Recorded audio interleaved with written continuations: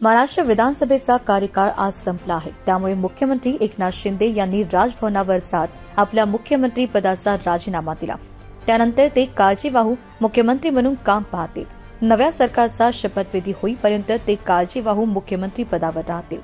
मुख्यमंत्री एकनाथ शिंदे यांनी राजीनामा दिल्यानंतर राज्यपालांनी शिंदे यांची काळजीवाहू मुख्यमंत्री म्हणून एकनाथ शिंदे यांची नियुक्ती केली।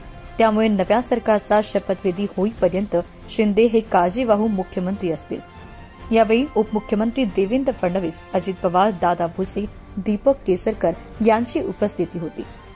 मुख्यमंत्री एकनाथ शिंदे यांनी आपल्या पदाचा राजीनामा राज्यपालांकडे दिला। त्याचबरोबर आता 14वी विधानसभा विसर्जित झाली आहे। नवीन सरकारचा शपथविधी होईपर्यंत शिंदे हे काळजीवाहू मुख्यमंत्री म्हणून काम पाहतील। हॅलो आई, तू बटाट्यामध्ये कोणता मसाला टाकतेस ग?